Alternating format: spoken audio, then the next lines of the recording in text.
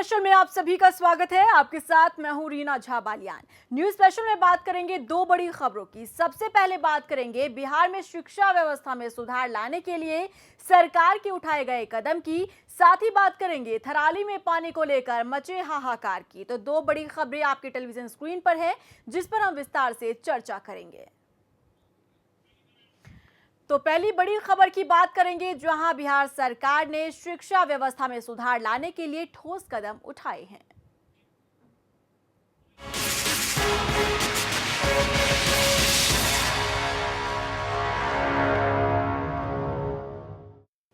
तो बिहार में शिक्षा व्यवस्था को लेकर हमेशा सवाल उठते रहे हैं और अब इन सवालों पर गौर करते हुए प्रदेश सरकार ने शिक्षा व्यवस्था में सुधार लाने के लिए एक अहम कदम उठाया है। क्या है वो सरकार के अहम कदम, देखिए इस रिपोर्ट में। बदलेगी शिक्षा की तस्वीर। खराब रिजल्ट देने वाले शिक्षकों की खैर नहीं। खराब रिजल्ट पर जबरन दिया जाएगा रिटायरमेंट। बिहार की शिक्षा व्यवस्था पर हमेशा ही सवाल उठते रहे हैं। हाल यह है कि मैट्रिक और इंटरमीडिएट की परीक्षा में इस साल बिहार देश में सबसे फिसड्डी रहा। इतना ही नहीं, यहाँ का टॉपर भी विवादों में बना रहा। बिहार वैसे तो आईएएस देने वाले राज्यों में गिना जाता है, लेकिन नकल और पैसे देकर शिक्षा की खरीदारी के बढ़ते मामले ने यहाँ की शिक्षा व्यवस्थाओं की पोल खोल कर रख दी है। इसीलिए अब इससे सख्ती से निपटने की तैयारी की गई है। जी हाँ, बिहार में अब मैट्रिक और इंटरमीडिएट की परीक्षाओं में खराब रिजल्ट देने वाले स्कूलों के शिक्षकों, प्रधानाध्यापकों और संबंधित जिले के जिला पदाधिकारियों को जबरन रिटायर किया जाएगा।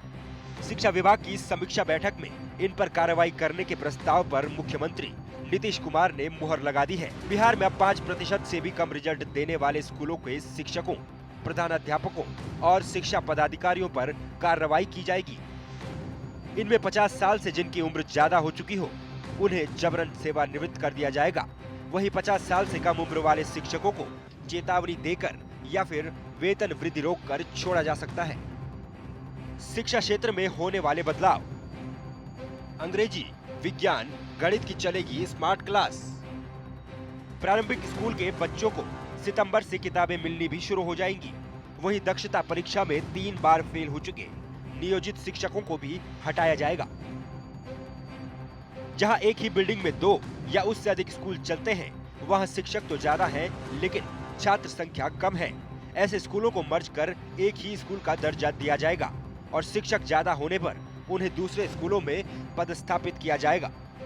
साथ ही वैसे स्कूल जिनका अपना भवन नहीं है और जिन्हें भवन के लिए जमीन नहीं मिल पा रही है, उसे बंद कर भवन के नजदीक वाले स्कूल में शिफ्ट किया जाएगा। स्कूल के बच्चों के लिए ट्रांसपोर्ट की व्यवस्था की जाएगी। अगले साल से स्कूल को राशि देने से पहले देखा जाएगा कि किन किन स्कूलों में इंफ्रास्ट्रक्चर बेहतर हुआ है और शिक्षक समेत अन्य संसाधन बेहतर हुए हैं या नहीं। इसी आधार पर अनुदान की राशि दी जाएगी। News special HNN 24/7। तो बिहार में जिस तरीके से शिक्षा व्यवस्था पर लगातार सवाल उठते रहे हैं, उसे लेकर प्रदेश सरकार जो है अब यहाँ पर संवेदनशील नजर आ रही है, क्योंकि जिस तरीके से यहाँ पर कदम उठाए जा रहे हैं प्रदेश सरकार की तरफ से, ये कहा जा रहा है कि 50 साल की जो उम्र पार कर चुके हैं टीचर्स, उन्हें जबरन रिटायरमेंट जो है वो दी जाएगी। साथ ही कई बदलाव जो हैं वो देखने को मिल सकेंगे, क्योंकि लगातार बिहार में शिक्षा व्यवस्था पर सवाल उठते रहे हैं। जो टॉपर्स होते हैं उन पर भी सवाल उठते हैं। उनकी जिस तरीके से यहाँ पर चीटिंग की अगर हम बात करें या फिर पैसे देकर पास करवाने की बात करें, इसका काम धड़ल्ले से चलता रहा है।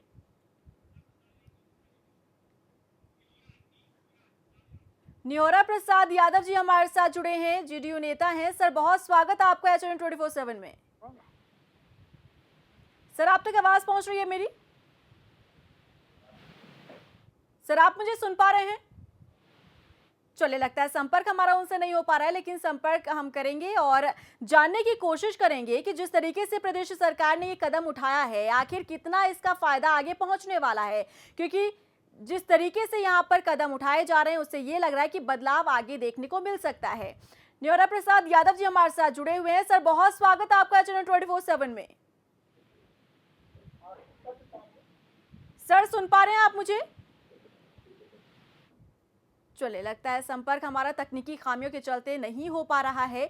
तो हम बात कर रहे हैं बिहार में शिक्षा व्यवस्था को लेकर। बिहार में शिक्षा व्यवस्था ढर्रे पर लाने के लिए प्रदेश सरकार अब कदम उठा रही है और जिस तरीके से चीटिंग की बातें, पैसे देकर पास करवाने के जो मामले हैं लगातार सामने आते रहे हैं, उसे लेकर अब सरकार यहां पर कदम उठा रही है और ये फैसला लिया गया है कि जिन स्कूलों में 50 साल की उम्र पार कर चुके शिक्षक हैं उन्हें अब रिटायरमेंट दे दी जाएगी और साथ ही कई और बदलाव जो है वो देखने के लिए मिले हैं। स्मार्ट क्लासेस लगाई जाएंगी, अंग्रेजी के और गणित के जो टीचर्स हैं उन्हें अलग से रखा जाएगा। साथ ही कुछ स्कूल ऐसे भी हैं जहां पर टीचर्स बहुत ज़्यादा हैं लेकिन स्टूडेंट्स बहुत कम हैं, उन्हें दूसरे स्कूल में मर्ज किया जाएगा ताकि और भी ज़्यादा गुणवत्ता जो है वो लाई जा सके और भी अच्छा सुधार जो है शिक्षा व्यवस्था में लाया जा सके। क्योंकि हमेशा से शिक्षा व्यवस्था पर सवाल जो है वो उठते रहे हैं। टॉपर्स भले ही यहाँ से निकलते हों लेकिन उसके बाद किस तरीके की जो खबरें हैं वो निकल कर सामने आती रही हैं। इसे देखते हुए गंभीरता से सरकार ने कदम आगे बढ़ाने की यहाँ पर सोच रखी है। लेकिन सवाल ये है कि आखिर सरकार के इस कदम से कितना आगे फायदा उठने वाला है। न्योरा प्रसाद यादव जी हमारे साथ फोन लाइन पर जुड़े हुए हैं। सर, बहुत स्वागत है आपका चैनल 24/7 में। सर, आप तक आवाज पहुंच रही है मेरी? नहीं, आवाज नहीं क्लियर मिल रहा है, बहुत धीरे मिल रहा है। सर, सुन पा रहे हैं आप मुझे? सर, आप मुझे सुन पा रहे हैं? जी सर, आप तक आवाज पहुंच रही है मेरी? हाँ, पहुंच रही, लेकिन धीमी पहुंच रही है। जी सर, सवाल ये है कि जिस तरीके से प्रदेश सरकार ने फैसला लिया है कि शिक्षा व्यवस्था में सुधार लाने के लिए 50 साल की जो उम्र पार कर चुके हैं शिक्षक, उन्हें जबरन रिटायरमेंट दी जाएगी ताकि शिक्षा में सुधार लाया जा सके। इस कदम को हम किस तरीके से देखें और आगे कितना इसका फायदा होने वाला है? देखिए, एक बात मैं बता दूं जी कि बिहार के मुख्यमंत्री लगातार शिक्षा की गुणवत्ता लाने के लिए प्रयासरत रहे हैं जी। और ये बात सही है कि जिस प्रकार रिजल्ट हुए हैं बिहार के जी जो उससे बिल्कुल चिंता का विषय रहा है जी कि कहीं न कहीं जो गुणवत्ता लाने की कोशिश की जा रही थी वो धीमी हुई है। जी। तो 2-3 सवाल है, 2-3 प्रश्नों पर निर्णय बिहार की सरकार ने ली है। जी। एक तो जो टेट की 3 बार परीक्षा पास नहीं करे जी तो वैसे शिक्षक को पदमुक्त किया जाएगा। स्वाभाविक है, जब आप शिक्षक हैं, टेट का परीक्षा नहीं पास करते हैं, 3 बार अवसर दिया गया जी तो आप शिक्षक लायक नहीं है।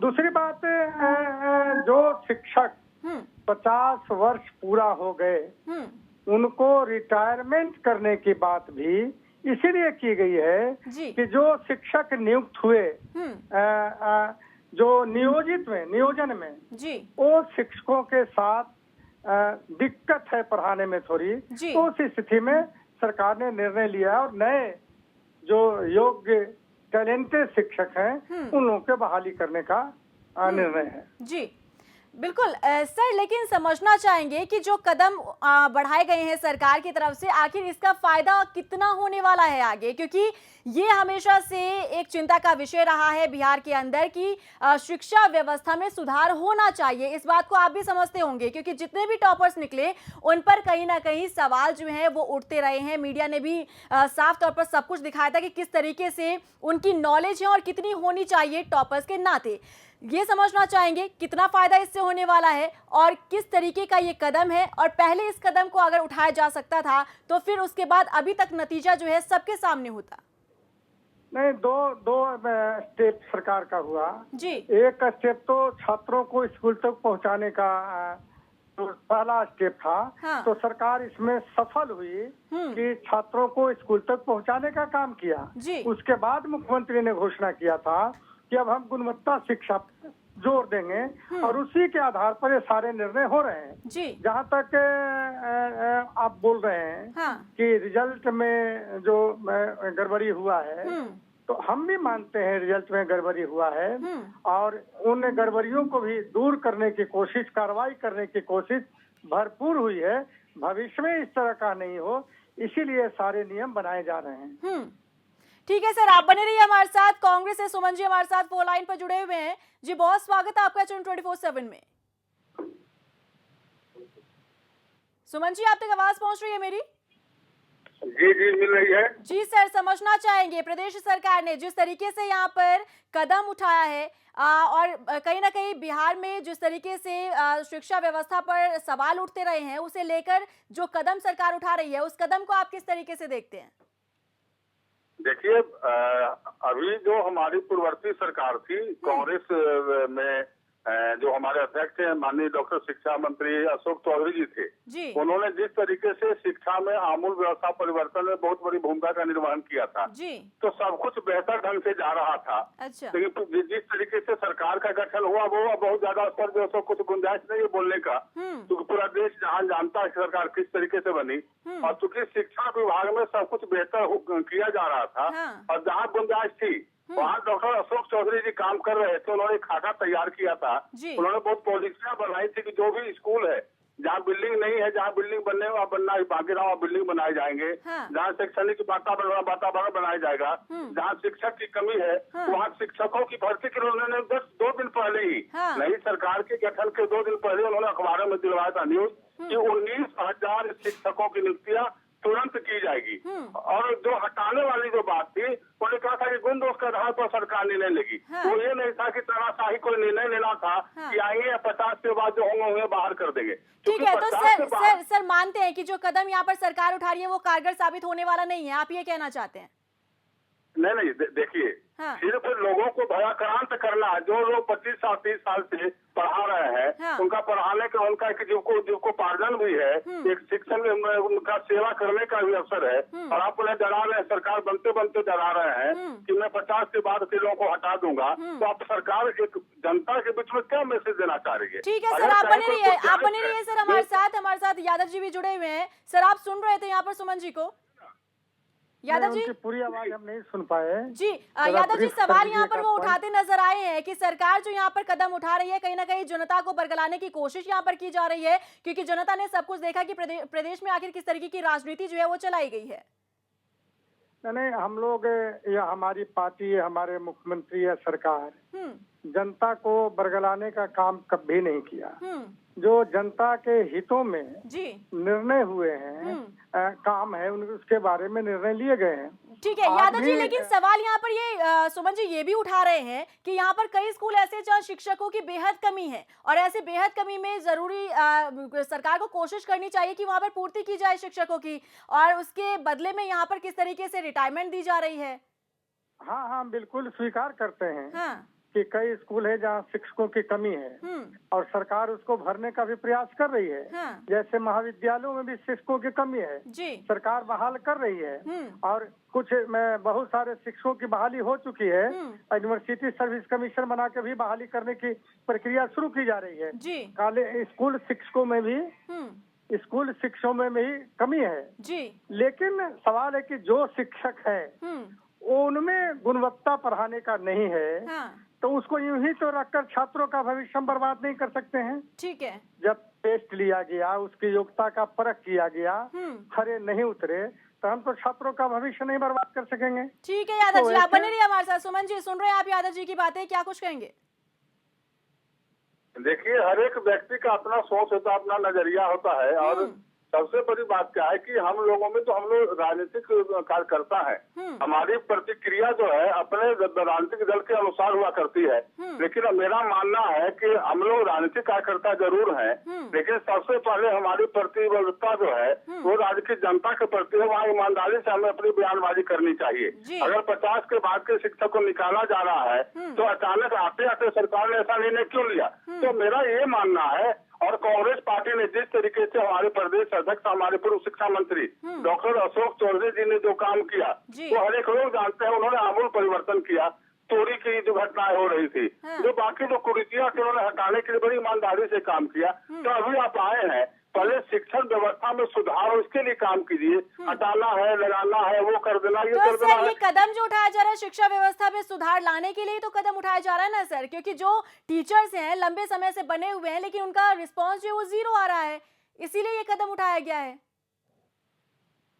नहीं, हम तो हमारी पूर्ववर्ती सरकार ने और हमारे माननीय शिक्षा मंत्री ने तो इतने आमूल परिवर्तन किए सकारात्मक रूप से, उसके प्रभाव, उसके जो परिणाम है वो सामने आने लगे थे। लेकिन ये जो वर्तमान सरकार है, जो सिर्फ लोगों को गाल थपथपाने के अलावा कुछ करना नहीं जानती है, जो लोगों को सपने दिखलाने के अलावा कुछ नहीं करना जानती है, जो सिर्फ सरकार में के लिए। लेकिन आपकी सरकार का भी तो रिजल्ट सर सामने आ गया ना, किस तरीके का जो नतीजा 10th-12th का रहा है वो सबके सामने है। अब इसके बाद सबको देखते हुए, खंगालते हुए, तभी इसके बाद प्रदेश सरकार ने ये जो कदम है वो उठाया है। तो आपको क्या लगता है जो कदम यहाँ पर उठाया गया है सरकार की तरफ से, क्या वो फायदेमंद आगे साबित होने वाला है? क्या ये कारगर साबित होगा? इसका क्या, इस पर क्या प्रतिक्रिया आपकी? जी देखिए, मेरा ये कहना है कि राजनीति अपनी जगह है, राजनीति अपनी जगह है, लेकिन हम लोग तो कांग्रेस के कार्यकर्ता है, जो हमारी कांग्रेस पार्टी की नीतियां पॉलिसियां हैं, हम लोग हमेशा ये मान के चलते हैं कि राज्य और बेहतर व्यक्ति का बेहतर और विकास हो, वो मेरी प्रथम प्राथमिकता है। तो सर विकास के लिए तो ये किया जा रहा है ना, ये कदम इसीलिए उठाया जा रहा है। आप गिनती करवा रहे हैं कि आपकी सरकार जब थी तब कहीं ना कहीं यहाँ पर शिक्षकों के लिए सोचा जा रहा था, रोजगार के लिए सोचा जा रहा था, और अगर जिस तरीके की गिनती आप करवा रहे हैं कि कई स्कूलों में टीचर्स की कमी है, तो उस वक्त क्यों नहीं भरा गया उन पदों को? नहीं, देखिए, हर एक चीज का एक प्रक्रिया होता है ना।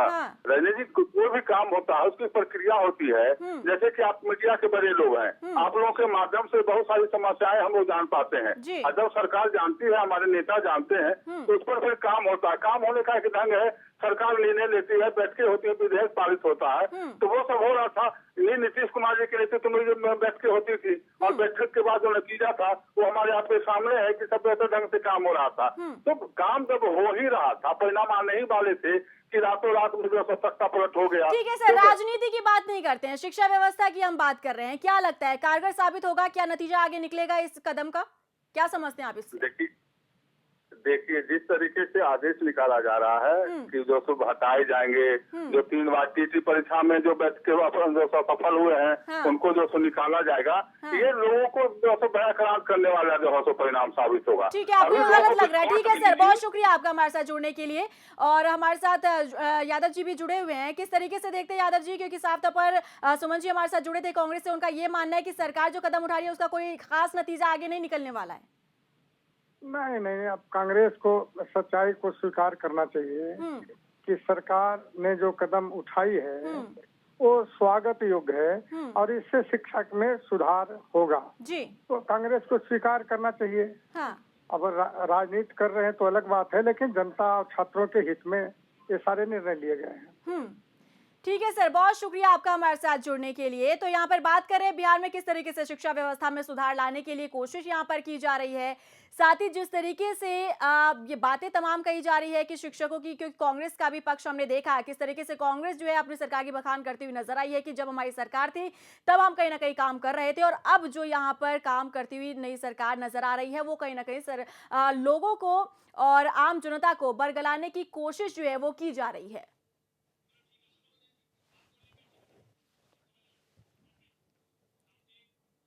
चलिए अब बात करेंगे दूसरी बड़ी खबर की। नारायणबगड़ के बाजार में इन दिनों पानी को लेकर हाहाकार मचा हुआ है। इतनी बरसात के बावजूद भी स्थानीय लोगों को पानी नहीं मिल पा रहा है। स्थानीय लोगों का कहना है कि जल संस्थान की बिछाई पाइपलाइनों पर पानी ही नहीं आता है, और स्थानीय निवासी कई बार खुद जल संस्थान के अधिकारियों तक अपनी बात पहुंचा चुके हैं, लेकिन विभाग के अधिकारियों के कानों पर जूं तक नहीं रेंगती है। रिपोर्ट देखिए।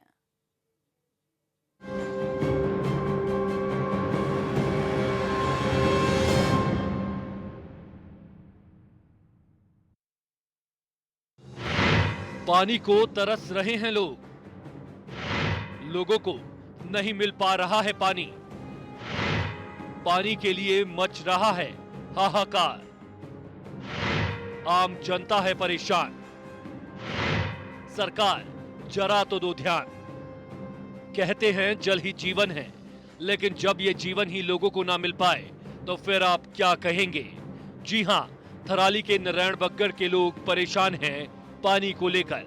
लोगों का बुरा हाल है। पानी के एक एक बूंद के लिए यहाँ के लोग तरस रहे हैं। इन दिनों पानी को लेकर हाहाकार मचा है। इतनी बरसात के बावजूद भी स्थानीय लोगों को पानी नहीं मिल पा रहा है। स्थानीय लोगों का कहना है कि जल संस्थान की बिछाई पाइपलाइनों पर पानी नहीं आता। स्थानीय निवासी कई बार जल संस्थान के अधिकारियों तक अपनी बात पहुंचा चुके हैं, लेकिन स्थानीय निवासियों का कहना है कि विभाग के अधिकारियों के कानों पर ज्यों तक नहीं रेंगती। ये लोग बड़ी समस्या है सर, यहाँ पर पानी तो कभी तो आता नहीं महीने भर से, जब भी आता है पानी तो बिल्कुल गंदा पानी आता, पीने के लायक तो है ही नहीं। उससे बड़ा तो ये है कि पानी बिल्कुल या बर्तन मांगने तक लायक पानी नहीं है। तो यहाँ से स्रोत है 1.5-2 किलोमीटर, सारा बाजार का एक ही स्रोत है, सारे वहीं जाते हैं। बाकी तो ये पानी बिल्कुल नाम मात्र का आता भी नहीं और गंदा पानी आता सर। पानी तो आता ही नहीं है, कभी आता है तो फिर गंदा पानी आता है, बहुत ज़्यादा सर, बहुत गंदा पानी आता है सर। कब से समस्याएं चल रही हैं आपकी? ये तो सर काफ़ी चल रहा है, 5-6 महीने से, तो 5-6 महीने से ज़्यादा ही होगा। स्थानीय लोगों ने बताया कि जल संस्थान के नलों में निकट के गदरे से पानी आता है। बाजार से ऊपर दूर गांव में टैंक भी बनाया गया है, लेकिन विभाग शायद टैंकों की ना तो साफ सफाई करते हैं और ना ही कभी कोई क्लोरीन की दवा टैंकों में डाली जाती है, जिससे आलम यह है कि नलों में बहने वाला पानी बेहद गंदा हो चला है और स्थानीय लोग पीने के लिए अन्य स्रोत पर निर्भर हैं। कुछ लोगों का ये भी मानना है कि पानी इतना गंदा आता है कि पीना तो दूर, इस पानी से नहाने पर भी एलर्जी शुरू हो जाती है। नहीं आता है सर, नलों में पानी तो नहीं। और जो आता भी है उसकी स्थिति क्या है?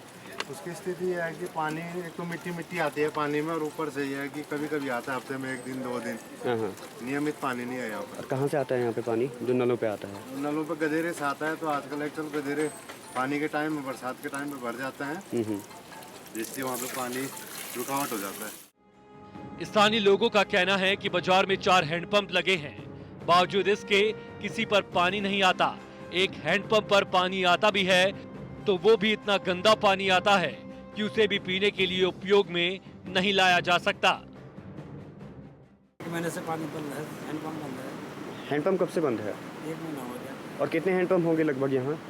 यहाँ पर है 4 हैंडपंप है, चारों में किसी पे पानी नहीं आता? और तो बेकार है पानी है, इसमें सही पानी है, इसमें आ ही नहीं रहा। बाकी पानी में क्या दिक्कत है आपके उस पानी से आती हैं? एक आगे बैंड पे है, उसमें तो लाल पानी आता है, गंदा पानी आता है। स्थानीय लोगों की बातों और शिकायतों से साफ जाहिर होता है कि कैसे यहाँ रह रहे लोगों को पानी के लिए तरसना पड़ रहा है। सवाल यहाँ ये है कि आखिर ऐसी समस्याओं पर सरकार का ध्यान क्यों नहीं जाता? आखिर क्यों सरकार समस्या को दूर करने के लिए कदम नहीं उठाती? Special desk HNN 24/7। और मोहन गिरी हमारे संवाददाता फोन लाइन पर जुड़े हुए हैं ज्यादा जानकारी के साथ। मोहन, हम बात करें थराली के जिस जगह की, वहां पर पानी की समस्या देखने को मिल रही है। आप भी वहां पहुंचे, जिस तरीके से आपने वहां की स्थिति देखी, लोगों का क्या कुछ कहना है? आखिर कितने लंबे समय से ये समस्या वहां पर बनी हुई है? जी बिल्कुल रीमा जी, ये नारायण बगल बाजार का जो मामला है, यहाँ पे कई परिवार जो ऐसे हैं कि राजस्थान के नलों का जो पानी वो पी नहीं पा रहे हैं। इसका सिर्फ एक कारण है कि पहले तो इन नलों पे पानी ही नहीं आता है, और जब आता भी है तो इसमें दूषित पानी आता है। तो साफ लोगों का ये कहना है कि ये पानी पीना तो दूर, हम इससे नहा भी नहीं सकते। अगर नहा भी गए तो शायद इससे एलर्जी होना शुरू हो जाए। और हमने इस बात की पुष्टि जल संस्थान के दफ्तर में जाके भी की, जहाँ पे हमें जो लोकल स्टाफ था वो मिला, और उन्होंने भी हमें ये बताया कि वाकई में जो जल संस्थान का ये पानी है काफी दूषित पानी आता है, और वो भी स्वयं पीने के लिए स्रोत के पानी का इस्तेमाल करते हैं। जी। इसके बाद हमने हैंडपंपों का यहाँ पे जायजा लिया, तो हैंडपंप भी 5 हैंडपंप होने के बावजूद एक हैंडपंप बीच में तो सही चल रहा था, लेकिन वर्तमान में वो भी खराब हालत में पड़ा गया। चलिए मोहन, बहुत शुक्रिया इस तमाम जानकारी के लिए। तो यहाँ पर किस तरीके से पानी की समस्या बनी हुई है, कभी पानी नहीं आता, नलों में पानी नहीं है, और जहाँ पर पानी आता है वो इतना दूषित, इतना गंदा कि अगर कोई उसे पी ले तो उसकी तबीयत भी बिगड़ रही है। लेकिन सवाल ये है कि आखिर सरकार का ध्यान इस ओर क्यों नहीं जाता है? आखिर समस्या का समाधान कौन और कब करेगा? चलिए इसी के साथ न्यूज़ स्पेशल में बस इतना ही। दीजिए मुझे इजाजत, नमस्कार।